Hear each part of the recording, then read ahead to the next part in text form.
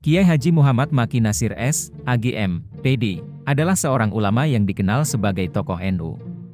Yang berpegang teguh pada isyarah Syaitona Kholil dan berkhidmah dengan patuh dan ikhlas ajaran agama Islam, organisasi dan masyarakat, khususnya di wilayah Jawa Timur, Madura dan Bangkalan.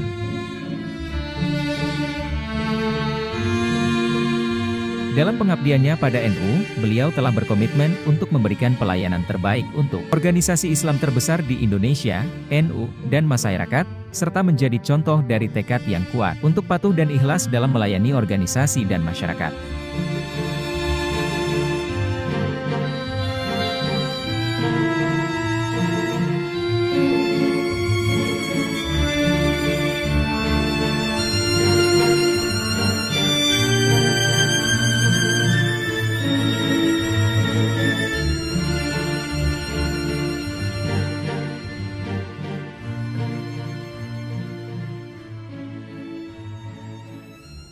Saya maju ke kandidat Ketua PWNU dalam Konferwil PWNU Jawa Timur 2024 ini, ya tentu yang pertama adalah niat berkhidmah. Niat berkhidmah sebagai kader Nahdlatul Ulama, maka saya harus tetap semangat untuk berkhidmah di manapun berada. Dan atas restu dan dorongan dari berbagai kalangan, maka saya bertekad bismillah untuk maju dalam kontestasi Konferwil Konferensi Wilayah PWNU Jawa Timur 2024 ini. Sedangkan terkait dengan hal teknis dan lain sebagainya, ya alhamdulillah pengabdian saya yang selama 10 tahun lebih di PCNU dan juga bersama dengan teman-teman PCNU Jawa Timur di berbagai kegiatan. Nah ini saya melangkah ke PWNU ini dalam rangka berkhidmat dan juga mensukseskan dan menyemarakkan Konferwil PWNU Jawa Timur.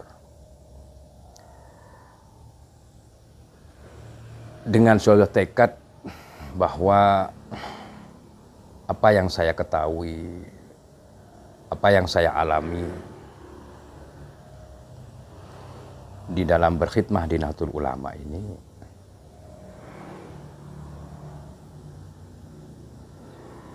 saya berusaha dan teman-teman di Bangkalan juga berusaha untuk melangkah lebih baik lagi di dalam memahami apa itu Nahdlatul Ulama.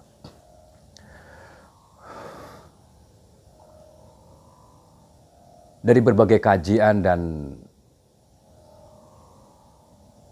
penelitian kami, Nahdlatul Ulama di abad kedua ini tantangan yang kita hadapi ini tentu lebih berat. Namun itu semua akan terasa ringan jika niatan kita itu betul-betul ditata, bahwa kita sebagai pengurus Nahdlatul Ulama, kader Nahdlatul Ulama, itu dalam rangka, orang Madura bilang itu alaksana kipakonan, melaksanakan perintah. Siapa yang merintah? Ya ulama. khususnya para pendiri Nahdlatul Ulama.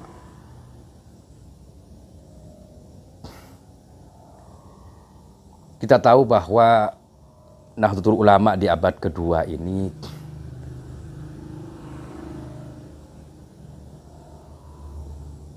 butuh sebuah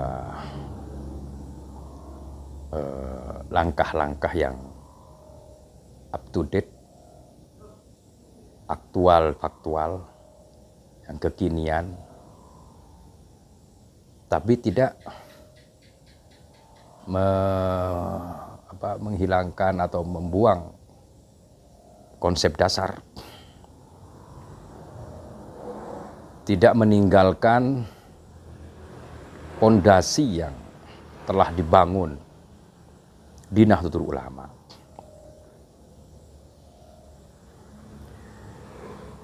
Bahwa membangun persatuan dan kesatuan di dalam menjalankan sebuah roda organisasi ini butuh pemahaman terhadap konsep dasar. Bahwa apalagi sekarang ini Nahdlatul Ulama banyak potensi-potensi sumber daya manusia yang begitu hebat, mencari orang NU yang punya titel S3, profesor, itu banyak sekarang. Nah, potensi-potensi yang ada ini bagaimana caranya agar supaya merajut sebuah langkah besar dengan berbagai potensi yang dimiliki untuk sebuah tujuan utama, yakni tujuan Nahdlatul Ulama, baik di dalam berbangsa dan beragama. Nah, inilah yang menjadi dasar saya maju ke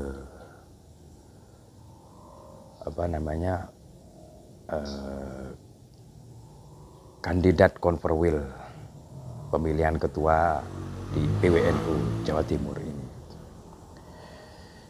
Ya, naudzubillah, saya tidak dalam rangka mencari panggung atau apa, enggak. Tetap kami berkhidmah. Bahwa NU ini Jam'iyatul Ulama, bukan Jam'iyatul Umaro. NU ini adalah sebuah organisasi yang punya kekhasan tersendiri. Tetap berpedoman kepada aturan-aturan organisasi, peraturan perkumpulan. Maka di dalam pemilihan ketua PWNU Jawa Timur ini kan jelas dari dalam perkumpulan, dari peraturan perkumpulan itu bahwa calon yang bisa mencalonkan untuk menjadi ketua Tanfidiyah PWNU itu selain pernah atau berpengalaman di kepengurusan PWNU juga cabang. Nah, inilah yang saya lihat bahwa saya sebagai ketua cabang NU Kabupaten Bangkalan punya kesempatan hal ini dengan tetap menjaga marwah syuriah agar supaya tradisi-tradisi di Nahdlatul Ulama ini tidak dihilangkan seperti itu. Maka saya akan berusaha semaksimal mungkin untuk mengabdikan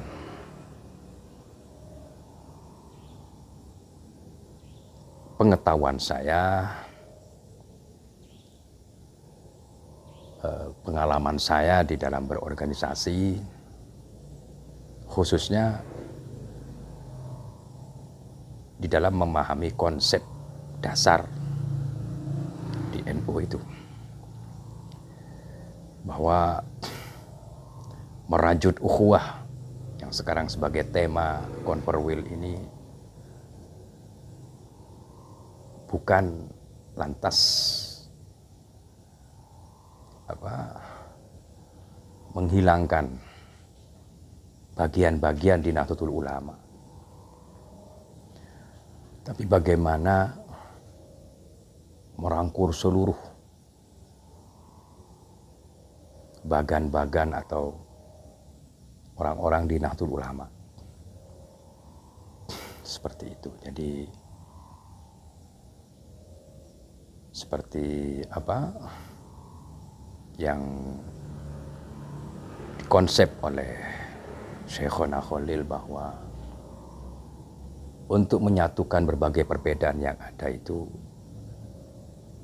bukan cara menyeragamkan, tapi bagaimana memaksimalkan peran dari berbagai potensi-potensi Nahdlatul Ulama ini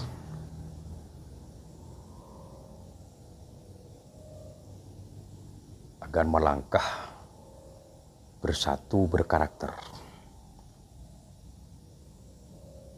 Nah, inilah tekad saya, kenapa saya ini maju ke kandidat konferensi wilayah PWNU Jawa Timur 2024. Ya tentu dengan dengan tetap minta doa dari berbagai guru-guru, dari ulama-ulama seperti itu.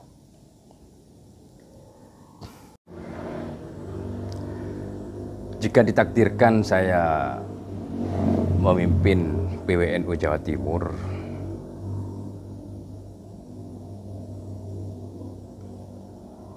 Ketua Tanfidiyah PWNU Jawa Timur, maka ada beberapa langkah-langkah prioritas yang kami upayakan. Yang pertama adalah membangun landasan berpikir, khususnya bagi pengurus Nahdlatul Ulama se-Jawa Timur tentunya. Karena orang melangkah ini kan dimulai dari pikiran. Jika pikiran tidak terbangun dengan bagus, maka langkah-langkah ini ya tidak akan bagus. Saya terinspirasi dengan isyarah Syekhona Khalil. Ayat yang disertakan terhadap isyarah tongkat itu adalah ayat tentang pengkaderan. Membangun landasan berpikir. Jadi ayat wa matil kabiyaminika ya Musa qala ya asai atawakkau 'alaiha wa aushubi 'ala ghanami wa liya fiha maribu ukhra. Qala alqiha ya Musa fa alqaha fa idha hiya hayyatun tas'a. Qala khudhha wa la takhaf sanu'iduha siratahal ula. Ini adalah ayat makna tersirat dari membangun landasan berpikir. Bagaimana Allah Ta'ala mengkader Nabiullah Musa sebelum beraksi menjalankan perintah untuk dakwah. Nah, maka penting sekali mengembangkan pendidikan-pendidikan, baik itu lewat pengkaderan, Lailatul Ijtima, atau membangun landasan berpikir yang lain, agar supaya langkah pengurus Nahdlatul Ulama di dalam mendampingi umat memenangi masa kini itu betul-betul tepat, terarah dan tuntas, sebagaimana para pendiri Nahdlatul Ulama memahami konsep ini sehingga bikin langkah-langkah yang strategis, yang bagus, menghasilkan sebuah gerakan-gerakan yang hebat di berbagai tantangan-tantangan yang ada. Namun juga yang harus ditekankan di sini adalah membangun landasan berpikir ini kan harus tetap memperhatikan tradisi Nahdlatul Ulama, tradisi kepesantrenan, yang mana di situ sam'an wa ta'atan. Istilah sami'na wa ta'na ini betul-betul muncul dari jiwanya, bukan dari logikanya.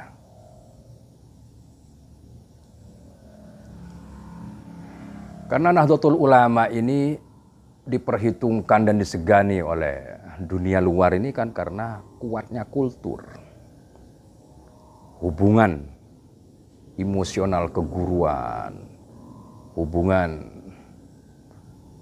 kedekatan atau satu sanad keilmuan, sehingga menciptakan sebuah persatuan dan kesatuan yang hebat ini. Nah, ini harus kita pupuk. Maka saya akan bertekad untuk membangun soliditas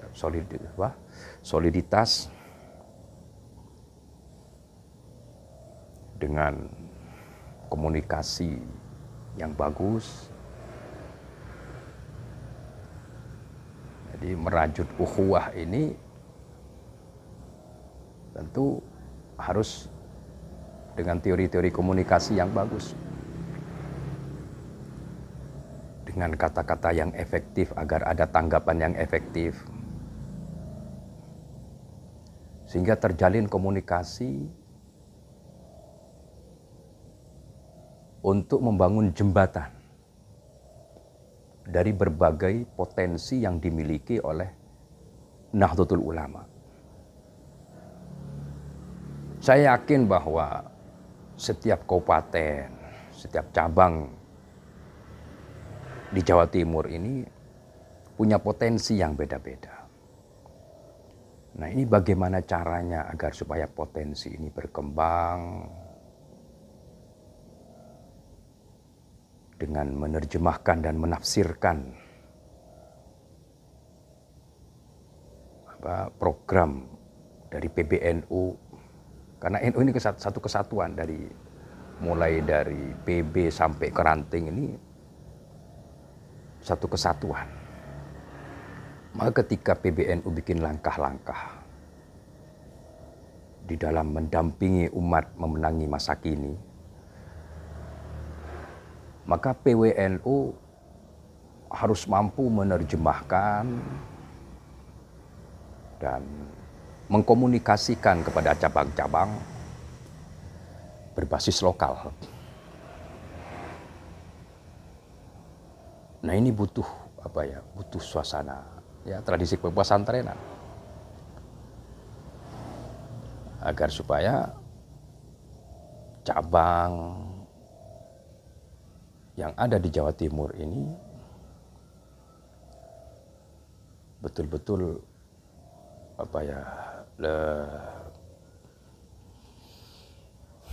leluasa dan mampu meningkatkan potensi yang ada.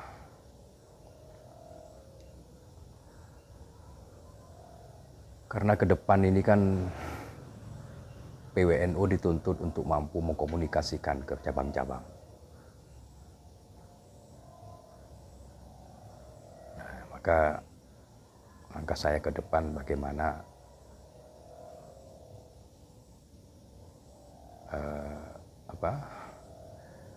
kerikil-kerikil kecil apapun yang menghambat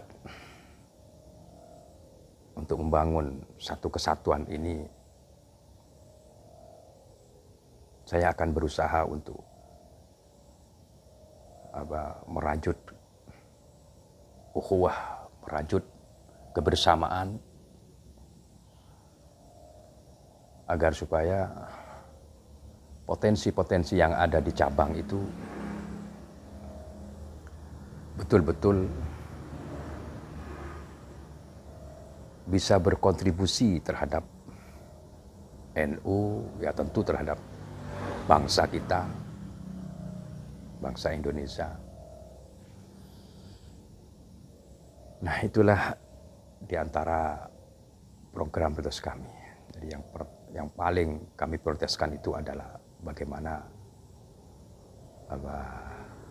tradisi kejawa timuran lah yang luas,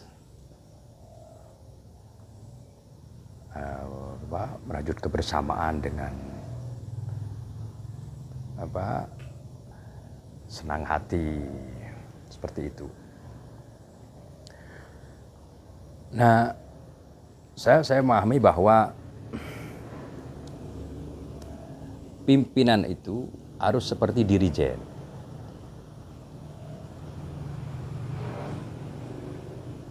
Mengatur ritme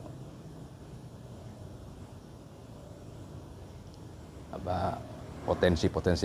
Ibaratkan orkestra itu, dirijen itu tidak harus ngerti atau ahli di dalam memainkan alat musik, tapi bagaimana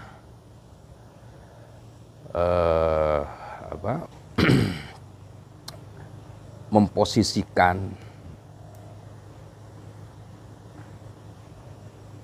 pemain alat musik itu ketika bersamaan dengan pemain yang lain itu menjadi sebuah irama yang indah. Dengan potensi yang dimiliki oleh pemain alat musik tersebut.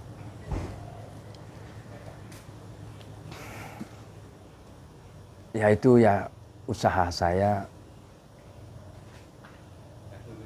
untuk merajut, ya, untuk mempersatukan seluruh komponen-komponen yang ada di Nahdlatul Ulama di Jawa Timur ini. Jadi langkah-langkah prioritas tadi dalam mewujudkan NU Jawa Timur yang berkarakter bersatu, sejahtera, dan berkontribusi nyata bagi kemajuan umat dan bangsa ini dengan berbagai langkah-langkah tadi, membangun dasar berpikir, meningkatkan pengkaderan, terus merajut komunikasi, berbagai pengurus dan sebagainya. Ini adalah langkah saya untuk berkhidmah dengan meneguhkan isyarah. Karena saya melihatnya begini, ketika kita masuk kepada abad kedua, maka secara alami setiap 100 tahun ini kan butuh yang namanya tajdidul harokah. Bukan harokah jadid, bukan harokah al-jadidah, tapi tajdidul harokah. Nah, tajdidul harokah ini kan bagaimana harokah atau pergerakan-pergerakan di abad pertama kemarin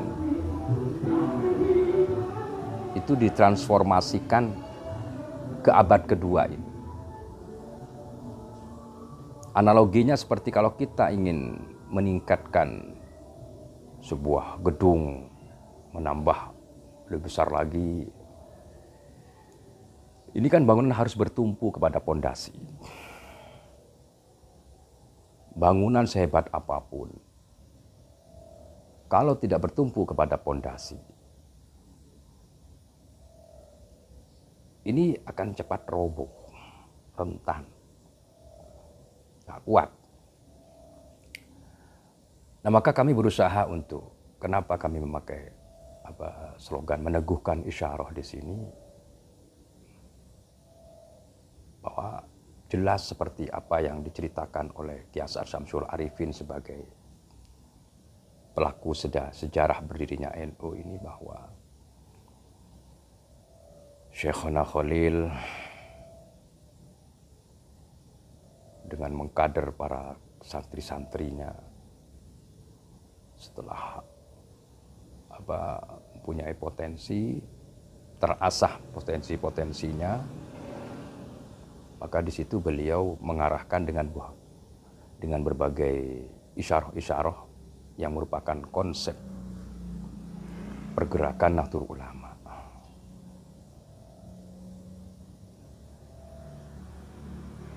Karena sekarang kita masuk kepada era global. Era di mana tidak ada sekat. Tidak ada batas. Enggak ada batas negara, batas ini dan sebagainya. Semuanya kelihatan, semuanya kedengaran. Ini kalau tidak meneguhkan yang namanya konsep dasar atau pondasi dari Nahdlatul Ulama, ini akan membuat langkah-langkah yang keluar dari rangka pondasi itu. NU dengan organisasi yang lain, kalau secara struktur kepengurusan atau apa dan sebagainya itu sama. Namun uniknya di Nahdlatul Ulama ini, sehingga NU hingga sekarang di abad kedua ini menjadi terbesar ini dan sebagainya. Ini kan karena menjaga, merawat metodologi, kultur, tatanan sosial keagamaan dan sosial kemasyarakatan yang ditata oleh para wali-wali Allah tempo dulu itu. Sehingga ini menjadi kekuatan besar di dalam menjawab tantangan zaman.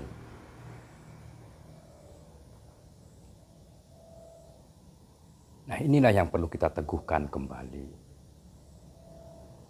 Bagaimana Syekhona Khalil memberikan sebuah konsep persatuan dan kesatuan, bukan seragamkan, tapi satukan. Beda antara satukan dengan seragamkan.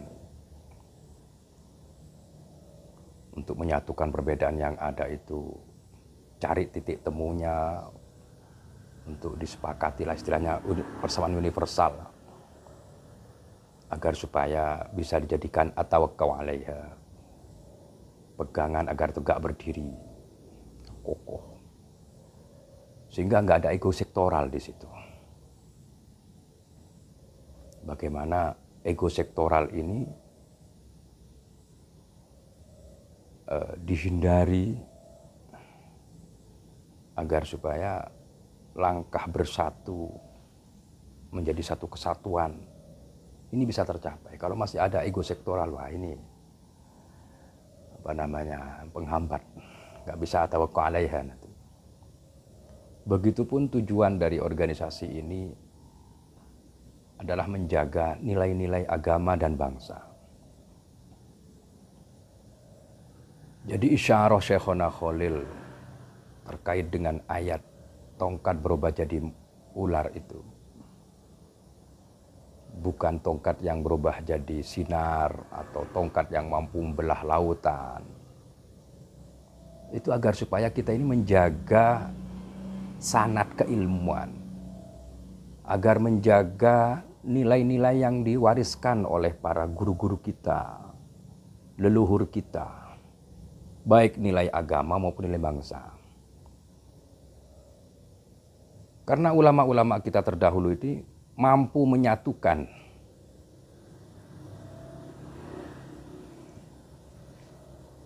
agama dan bangsa. Karena pencipta agama dan bangsa ini satu, Allah Ta'ala.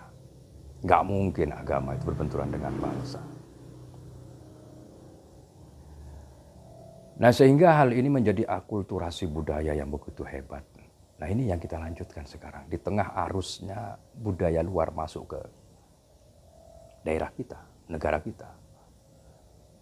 Nah, ini kalau tidak ingat terhadap atau meneguhkan jiwa kita bahwa Nahdlatul Ulama itu dikonsep agar supaya menjaga nilai ini dengan isyarah beliau bahwa tongkat Nabi Musa beliau jadi ular ini kan yang menciptakan ular Allah Ta'ala, bukan Nabi Musa.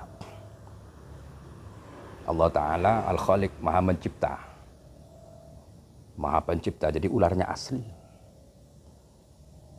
Di sini menunjukkan bahwa ajaran-ajaran atau nilai-nilai yang diajarkan oleh guru-guru kita yang sanad keilmuannya nyambung itu betul-betul asli. Untuk apa? Untuk menghadapi langkah-langkah yang memperdaya pikiran, mempengaruhi pikiran, seperti penyihir Fir'aun yang ketika melempar tampar mempengaruhi pikiran orang agar kelihatan dan terasa seperti ular. Istilahnya sekarang hipnotis. Nah, ini yang harus kita teguhkan. NU ke depan seperti itu. Kita teguhkan kembali bahwa rasa yang kita rasakan dalam kehidupan ini itu ada yang asli, ada yang buatan. Dan rasa asli maupun rasa buatan, ini reaksi geraknya sama. Saya sering mencontohkan kalau Lailatul Ijtimah ke pelosok-pelosok desa agar supaya mudah dipahami. Itu seperti rasa daging ayam asli dengan rasa bumbu rasa ayam. Ini sama, rasanya sama, nikmatnya ya sama. Yang beda itu efeknya, yang beda itu dampaknya. Nah, maka posisi akal yang dikontrol oleh hati itu adalah dalam rangka menfilter, mendeteksi apakah rasa ini asli ataukah buatan. Apakah rasa empati, rasa peduli, rasa emosi yang muncul ini apakah rasa penggiringan opini ataukah memang real? Bagaimana sekarang dengan berbagai sarana teknologi canggih mampu bikin sebuah penggiringan opini baik lewat media visual maupun tulisan dan lain sebagainya, sehingga membentuk sebuah rasa yang reaksi geraknya ini nanti akan menentukan kalau rasa itu rasa buatan, penggiringan opini dan lain sebagainya. Ini kan efeknya negatif. Sama ketika kita makan bumbu rasa ayam, nikmat memang, tapi efeknya akan negatif, akan merusak tubuh kita. Nah, isyarah Syekhona Khalil di dalam memberikan arahan atau konsep kepada santri beliau yang dipimpin oleh Kiai Hasyim Asy'ari itu adalah dalam rangka menjaga itu, menjaga yang asli. Bahwa khazanah Nusantara, khazanah Nahdlatul Ulama ini harus kita jaga untuk menghadapi tantangan era global arus besar agar kita tidak terseret. Nah, ini butuh yang namanya meneguhkan kembali isyarah Syekhona Khalil agar langkah Nahdlatul Ulama ke depan ini betul-betul tepat terarah dan sesuai dengan apa yang dicita-citakan, apa yang diinginkan oleh para pendiri Nahdlatul Ulama, dan di abad pertama memang terbukti dengan berbagai rintangannya, dengan berbagai ujiannya, ini mampu melalui hal itu semua. Nah, di abad kedua ini Nahdlatul Ulama penting sekali untuk meneguhkan kembali hal itu. Nah, terkait dengan potensi yang dimiliki oleh Nahdlatul Ulama sekarang, kita tidak mengkhawatirkan. Kecerdasan otak, kemampuan teknik untuk mengelola potensi-potensi yang ada di daerah. Nah, ini sekarang meningkat pesat. Tapi ketika potensi ini tidak diimbangi oleh jalinan batin yang kuat, yang kokoh, kultur yang kuat, budaya duduk bareng ini dan sebagainya. Ini kalau tidak kita bangun, ini akan mudah roboh. Mudah-mudahan ya, kita sebagai warga NU, kita sebagai pengurus NU, kita sebagai kader NU selalu meneguhkan dalam hati kita konsep dasar yang berbentuk isyarah dari Syekhona Khalil ini, kita tanamkan dalam jiwa kita agar dalam menjalankan roda organisasi Nahdlatul Ulama ini tetap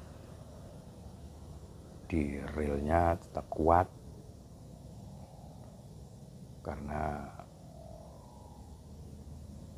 kekhasan atau keunikan dari Nahdlatul Ulama itu adalah, atau yang keunikan yang tidak dimiliki oleh organisasi yang lain ini. Jadi langkah-langkah Tajdidul Harokah ini kan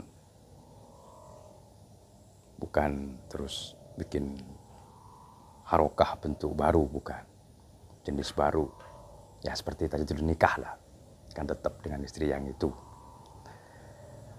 Kalau istri yang lain itu kan berarti nikah jadid.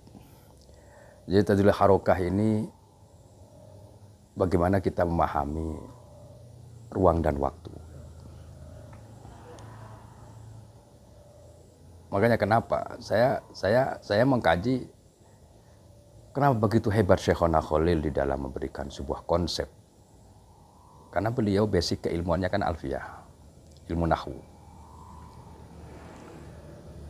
Sebagai alat untuk memahami kata. Mukjizat pertama yang diturunkan Allah Ta'ala adalah paham kata. Karena orang bertindak itu dimulai dari pikiran. Kata ini kan konsep, simbol yang terkonsep dalam pikiran. Jadi ketika orang mengeluarkan kata-kata, ini kan berupa simbol yang ada dalam pikirannya. Nah, sehingga ketika paham kata, pasti akan paham tindakan. Makanya kenapa di pesantren itu yang pertama kali diajarkan itu adalah ilmu nahwu.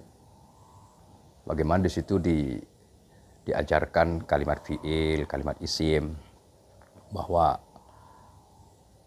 al-ismu huwa kalimatun dalat ala maknan fi nafsiha walam taqtarin bi zamanin. Sedangkan al-fi'lu huwa kalimatun dalat ala maknan fi nafsiha muqtarinan bi zamanin. Bahwa isim itu tidak terkait dengan masalah waktu. Tapi kalau fi'il di dalam mempraktekkan atau mengaktualisasikan, mengerjakan sebuah ajaran, ini kan harus memperhatikan ruang dan waktu. Semisal wa tawassaw bil haqqi. Al-haqqu ini isim. Kapanpun yang namanya al-haqqu, kebenaran yang nggak pernah berubah. Tapi tawassaw ini kan harus memperhatikan ruang dan waktu agar supaya tercapai tujuan di dalam melaksanakan yang namanya tawassaw, saling mengingatkan. Nah ini maka Nahdlatul Ulama ke depan ini harus mampu mentransformasikan ajaran-ajaran Ahlus Sunnah wal Jamaah, baik urusan ubudiyah maupun muamalah yang kekinian. Nah ini termasuk dengan masalah musyawarah umpamanya. Kita membudayakan sebuah musyawarah dalam menyelesaikan persoalan-persoalan. Dalam musyawarah ini kan kita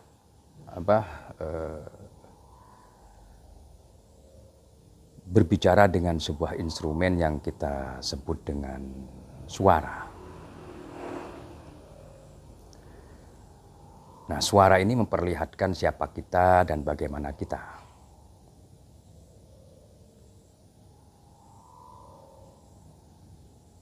Nah, maka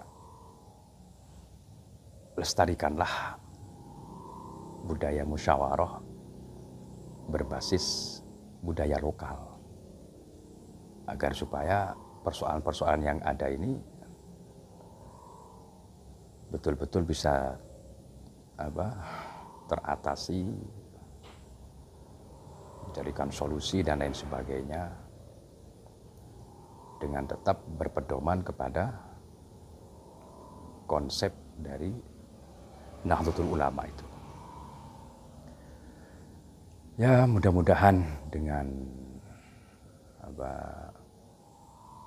barokah muassis, para muassis Nahdlatul Ulama, barokah dari Syekhona Khalil, barokah dari guru-guru kita sebagai pengurus NU, kader NU, bisa melaksanakan amanah ini dengan maksimal, dengan modal ajaran-ajaran beliau, dan tentu yang harapan besar kita adalah termasuk dalam golongan beliau-beliau ini.